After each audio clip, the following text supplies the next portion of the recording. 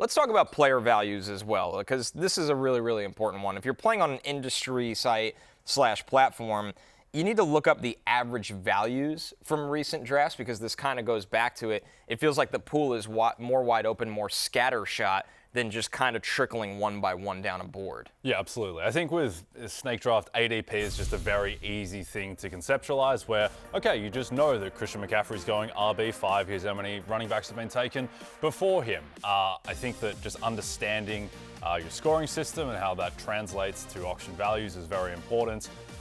You can see here the Fantasy Life Plus player values, which is super helpful, because if you don't know what the value is, if you can't conceptualize it off the top of your head, which is a very difficult thing to do, then this is a very important guideline.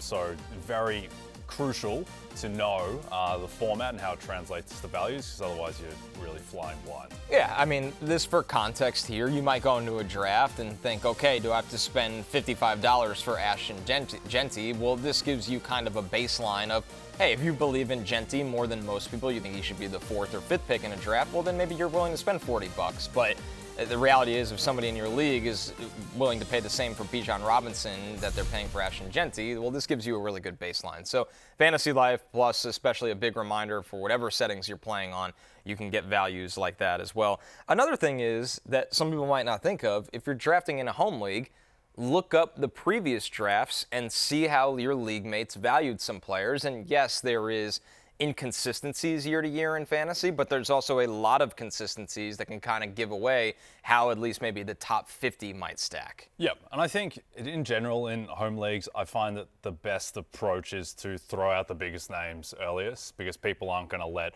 like for instance, I'm like not drafting Saquon in any league basically, because I think that his value is basically commensurate to Christian McCaffrey's, and I just rather have Christian McCaffrey at price than Saquon. So I'd be throwing out Saquon the first time, every time, because someone is going to spend $50 on Saquon Barkley, particularly if it's in a home league. It's not like he's not a known brand name, Saquon Barkley. Like, people will bid on him, people will allocate a certain amount of their budget to him. So just, I think, understanding what your league makes are likely to do. Also, like little stuff like knowing who every team that your league mates support. Like, right? So if there's an Eagles fan, then they're more likely to pay up for, if you're in a league with a lot of Eagles fans, then you're more likely to have people overpay for Saquon Barkley and Jalen Hurts, etc. Getting back to how Fantasy Life Plus can help you, how about player values? Have your own set of player values as well. Like, you need to use player tiers is where this is really, really helpful. But for instance, look at a positional auction wide receiver 1 tier is how I would kind of distinguish this with Fantasy Life Plus. This is an easy way to look at it, Jay. Jamar Chase, who's typically in redraft going as the #1 player in fantasy. He's priced here at $66, where CeeDee Lamb, another first-round wide receiver, is priced at $50. But then you could look at the difference of a tier 2 wide receiver that you have to think of it. These guys would obviously, be going in a much different space. Justin Jefferson, I would say, has a little bit more variance. But Malik Neighbors and Nico Collins, who necessarily aren't first-round picks, are priced a little bit lower. Yeah, absolutely. And so it is interesting, the differentiation in price between Jamar Chase being, essentially 2x the price of Nico Collins. I would much rather have Nico Collins at $34 than Jamar Chase at $66. So yeah, it is all just different ways of conceptualizing value. All right, we have a question coming in from Mr. T. He said, what's the most you ever spent on a player, Jay and Connor? Well, I think this kind of speaks to the fact that in auction drafts in particular, your natural biases can kind of infect more so than in snake draft, where you can only, you can overreach for a play, but particularly at the top end, there's only so much you can overreach. So I remember 2022.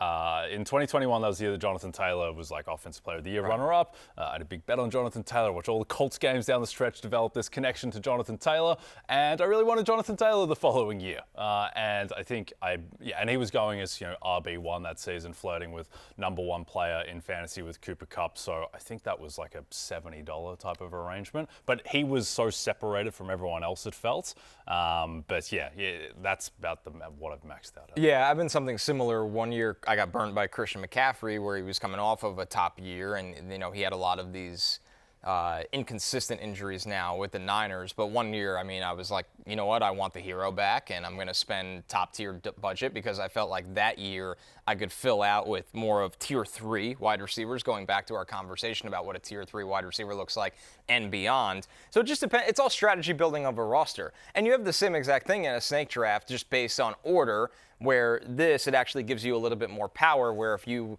believe in a hero player on your roster, you can spend as much money as you want to get them. The problem with that is, like in my situation, that player could be an injury away from burning you because you need that player to carry your roster where you're relying on value throughout else. So it's a really, really good question in a sense that there's times that's going to help you. Like there's going to be people this year, Jay, that are probably like, hey, I'll spend 65 plus on Bijan Robinson because I think he's going to be the RB1 in football this year. And if you're right on that bet, it doesn't really matter how much you spent on him because if you have the best running back in fantasy, you're most likely going places. Yeah, and I think as well, it's just also a matter of your bidding strategy needs to be influenced by just how much people are bidding early on. Like there are worlds where you're going to be able to get random guys at the end of the auction for $1 or $2 who should be going for $5 or $6 because everyone has shot their budget early on. And then there are other auction drafts where people are going to be very conservative with their money, and then all of a sudden there's a bidding war for Zach Charbonnet at the end of the draft, and you just don't know how it's going to unfold unless you're paying attention to just the dynamics of the draft to that point. Right, and this kind of brings us to another point that you have to understand positional depth more than ever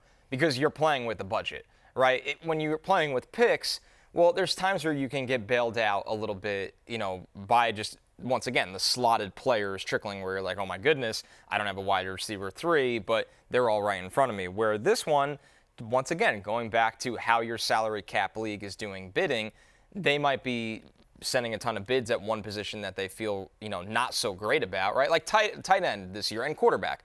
The first 4 quarterbacks are going to be bid on high and going to be bid on early. And the same thing can be said about the likes of, we talk about Brock Bowers, George Kittle, and Trey McBride in this bucket all the time as well, where there's probably going to be a lot of people that say, I'm going to actually stay out of the top tier of wide receivers and I'll go get Ricky Pearsall and Matthew Golden and players more in that category later. So positional depth is massive in this. Yeah, and I think the biggest variance in auction drafts often comes when you get to that, in terms of like ADP guys going like 100 to 120, and because Tucker Kraft, for instance, his on Fantasy Life, his consensus value is like $12. Like There are a lot of auction drafts where Tucker Kraft's going to go for $3-4 because of just the way that the draft is shaken out. Zach Charbonnet, who I mentioned before, $11. Another guy kind of in that range. So I think that's where the variance really sets in because for the most part,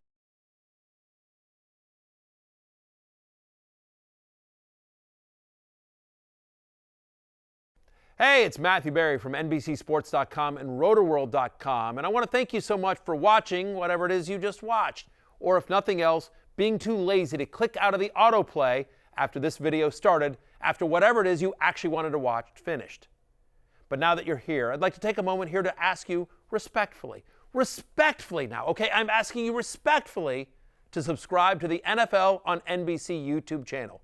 You'll get the latest Roto-World fantasy news headlines, all sorts of great shows, including my own Fantasy Football Happy Hour. So go subscribe now. Again, I'm asking respectfully.